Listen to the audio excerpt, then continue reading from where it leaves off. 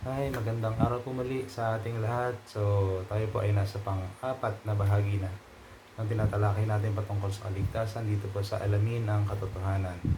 Ayan, so napag-aralan natin sa unang bahagi natin yung kabanalan ng Diyos at ang kanyang katapatan, di ba? So, nakita natin na ito yung tanging pamantayan ng Panginoon para tayo ay maging kalugod-lugod sa Kanya.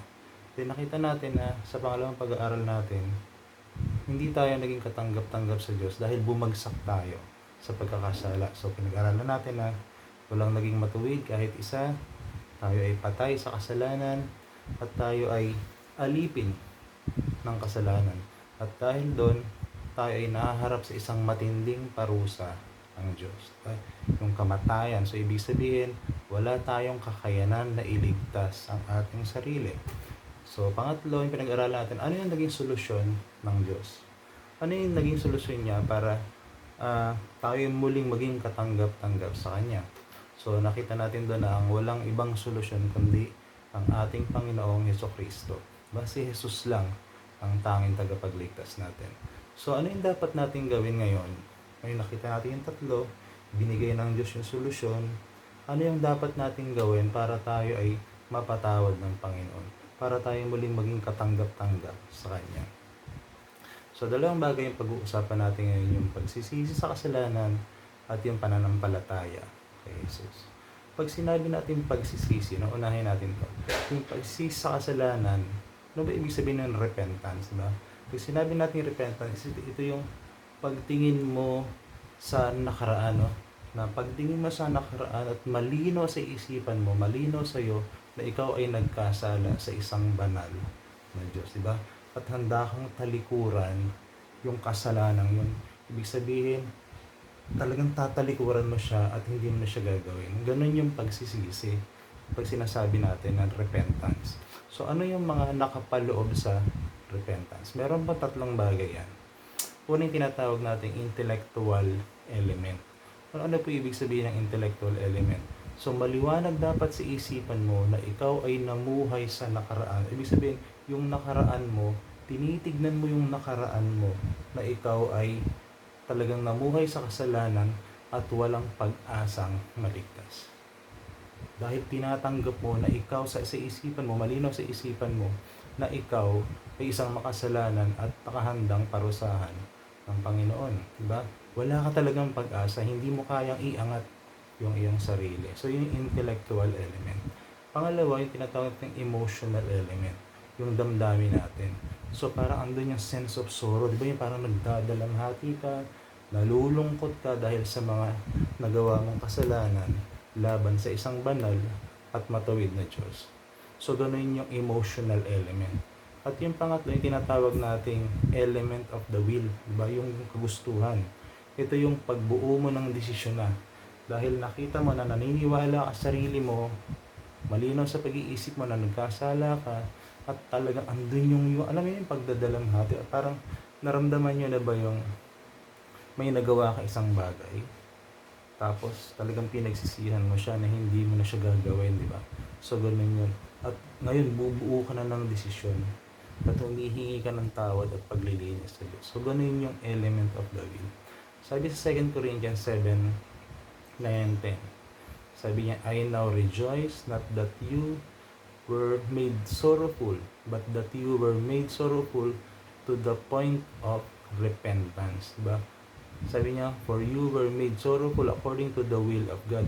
For the sorrow that is according to the will of God produces a repentance. So, ibig sabihin, yung pagdadalamhati mo, yung talaga ano ng kalooban mo, ay magdadala ito sa kaligtasan. Magre-repent ka. Di ba? Hihingi ka ng tawad sa Diyos. Kasi alam mo na malinaw sa sarili mo na talagang nagkamali ka. At talagang ang gagawin niya, itutulak ka para ikaw ay magsisi sa kasalanan. Dapat ganun yung repentance na mararanasan natin. So, yun yung tinatawag nating paghingi o pagsisisi sa ating mga kasalanan. So, ang isa pa, dapat nating gawin ay manampalataya tayo kay Jesus. So, yung tinatawag nating faith, no? Ano ba yung saving faith na sinasabi? Yung kung ang repentance ay pagtingin sa nakaraan, sa mga nagawa mong kasalanan, itong faith ay pagtingin sa hinaharap. So, ibig sabihin, ito ay pagyakap sa isang pangako. Kasi pag sinabi mong faith, naniniwala ka sa pangakong ibinigay sa iyo. So, meron din itong tatlong elemento. Parang yung kanina, intellectual, emotional, and will. So, unahin natin yung intellectual. Pag sinabi natin intellectual, ito yung positibong pagkilala mo sa katotohanan na sinasabi ng salita ng Diyos. Ano yun? So, ibig sabihin, dapat malinaw sa iyo na nauunawaan mo yung mabuting balita. Dapat malinaw sa iyo yung mensahe ng gospel. Kasi ito yung sinasabi sa Romans 1:16, di ba? For I am not ashamed of the gospel, for it is the power of God for the salvation of everyone who believes. Alam niyo, importante ito kasi pag nagkakanda ako ng evangelism training, tinatanong ko yung audience, sino dito ang nakakaalam ng gospel? Alam mo, nakakalungkot kasi ang daming mga uma-attend sa training sabing Christian sila, pero hindi nila ma-explain yung gospel. So ito lang tatandaan natin. Kapag hindi malinaw sa yung ebanghelyo, malamang hindi ka totoong ligtas. Kasi ito yung sinasabi ng scripture. Ito yung kapangyarihan ng Diyos, di ba? Kapangyarihan niya to para maligtas ka. So kung hindi mo alam tong kapangyarihan na to, paano ka maliligtas? Kaya dapat malinaw sa iyo yung mensahe ng ebanghelyo. Pangalawa, yung emotional element. So ito yung tinatawag nating strong conviction kung gaano kahalaga yung nakikita mo yung kahalagahan ng mensahe. Diba, nakokonvict ka, nararamdaman mo, pinapadama sa'yo ng Diyos. Ito yung parang sumisigla muli yung puso mo, yung kaluluwa mo. Kasi nakita mo yung katotohanan na sinasabi ng salita ng Diyos patungkol sa kaligtasan. Then yung pangatlo, ganun din, yung element of the will. Ito na yung pagtitiwala. So, para sa repentance, gumagawa ka ng action, ganito rin to. Ito na yung decision na gagawin mo. Ito yung parang pinaka-crowning element ng saving faith. Bakit? Dahil dito, ikaw ay nagtitiwala, ikaw ay nananampalataya kay Jesus bilang iyong Panginoon at tagapagligtas. At dito, makikita mo na talagang kasama dito yung pagsuko ng iyong sarili sa ating Diyos. Diba? Parang nagpapailalim ka sa Kanya, nagpapasakop ka na talaga sa Kanya sa paghahari ni Kristo. At itong faith na to, itong pananampalatayang to, hindi ito human origin, hindi ito effort natin, ba? But it is a gift of God. Ito'y regalo ng Panginoon. Katulad sinabi niya sa Ephesians 2:8, sabi niya, for by grace you have been saved through faith, and this is not your own. Sabi niya, this is not your own doing, it is the gift of God. Ang kaligtasan ay biyaya ng Diyos. Diba? Kung sinabi natin biyaya, ito yung bagay na ibinigay sa iyo kahit hindi karapat-dapat. At hindi ginawa sa iyo yung karapat-dapat sa iyo. Tayo bilang mga makasalanan tao, ang karapat-dapat sa atin ay parusahan tayo sa impyerno. Pero hindi yun yung ginawa ng Diyos. Ang binigay sa atin ay buhay sa pamamagitan ni Kristo. Yun yung sinasabing biyaya. Binigay sa iyo hindi karapat-dapat sa iyo. At sabi nun, sa pamamagitan ng pananampalataya. So, ibinigay sa iyo ng Diyos yung kaligtasan sa pamamagitan ng pananampalataya mo kay Kristo. At yun ay regalo ng Diyos. So, binigyan ka ng kakayanan ng Diyos. Binuhay ka ng Diyos. Pag binigyan ka ng kakayanan na kilalanin mo si Kristo. Sabi rin sa John 6:37, sabi dito, all that the Father gives me will come to me. So, ibig sabihin, may mga taong ibinigay ang Diyos kay Kristo at yung sigurado lalapit sa Kanya. Hindi ka lalapit kay Kristo kung hindi ka ibinigay ng Ama.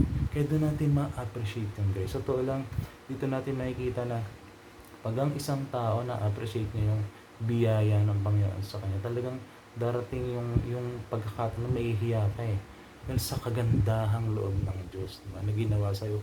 Kahit hindi ka naman karapat, dapat iniligtas ka ng Diyos. Ganun yung grace na sinasabi ng Scripture. Yan po yung ating tungkulin na una, yung repentance. Pangalawa, yung faith.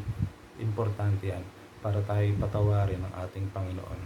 At kailangan natin na magsisi sa kasalanan, manampalataya kay Jesus upang makamtan natin yung buhay na walang hanggan na ipinangako ng ating Panginoon Jesucristo sa lahat ng mananampalataya sa Kanya. Sabi sa 1 Corinthians 2:9, ito yung pag-asa na gusto kong maintindihan mo. 1 Corinthians 2:9. Sabi dito, hindi pa nakikita ng mga mata, ni naririnig ng tenga, hindi pa rin sumasagi sa isip ng tao ang inihanda ng Diyos sa mga umiibig sa Kanya. Imagine nyo yung pangako na yan, di ba? Hindi pa raw isipin mo, i-recall mo lahat ng nakita mo magandang bagay. I-recall mo rin lahat ng narinig mo magagandang bagay. At mag-imagine ka ng magagandang bagay. Lahat yan hindi pa lumalabas dyan yung inihanda ng Panginoon sa lahat ng umiibig sa Kanya. Wala pang nakakita, wala pang nakarinig, wala pang nakaisip. Isipin mo kung gaano kaganda yan. Yun yung pangako ng Diyos sa lahat ng umiibig sa Kanya, sa lahat ng mananampalataya kay Kristo. Diba? Kaya inutusan niya ang lahat ng tao. Sabi niya sa Acts 17, sabi niya, the time of ignorance God overlooked. Ibig sabihin, pinalampas niya muna yan. Hindi niya muna binigay yung kanyang judgment.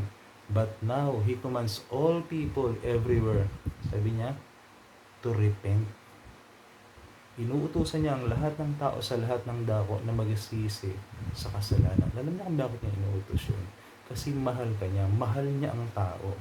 Kaya gusto niya na maligtas to. Kaya nga ibinigay niya si Kristo bilang tagapagligtas natin at siyang magbayad. Kasi tayo hindi natin kayang bayaran yung kasalanan natin. Kaya yung kanyang kaisa-isa at pinakamamahal na anak ang siyang nagbayad ng kasalanan natin. Katulad sa napag-aralan natin, siya yung muling nabuhay bilang tanda na tinanggap ng Diyos yung kanyang pag-aalay. At ang lahat ng mananampalataya sa Kanya ay magkakaroon ng buhay na walang hanggan. So ito yung dapat nating tandaan, kaibigan ng mga kapatid, na napakabuti ng Diyos sa atin at binigyan tayo ng pagkakataon na magsisi sa kasalanan natin. Alam nyo, kaya pa buhay pa tayo, meron pa tayong chance, hindi pa naman huli ang lahat. So ito yung sana yung magandang pagbulay-bulayan mo, na kamusta ka ba sa harapan ng Diyos, na bakit mo ba narinig tong mensaheng ito, itong 4 na bahagi natin ng pag-aaral ng kaligtasan. Siguro kung naiintindihan mo siya, ito na yung pagkakataon mo na ikaw ay manampalataya at magsisi sa kasalanan at nang sa ganun muling maibalik yung iyong relasyon na nasira sa ating Panginoon. So I hope and pray na na-bless kayo dun sa 4 na mensahe natin, na ang Diyos ay banal at matuwid, at ang kalagayan natin bilang tao makasalanan ay meron tayong matinding problema sa Diyos na kinaharap. Pero ibinigay niya rin yung solusyon. Diba? Ibinigay niya yung solusyon at yun ay walang iba kundi si Kristo. Ang kailangan natin gawin bilang mga tao, dahil hindi natin kayang iligtas ang ating sarili, manampalataya tayo dun sa tagapagligtas na ibinigay ng Diyos sa atin, si Kristo. At pagsisihan natin yung kasalanan yan. Kasi yun yung magdadala sa atin sa kaligtasan at sa piling ng ating Panginoon. So, God bless you po guys at maraming salamat.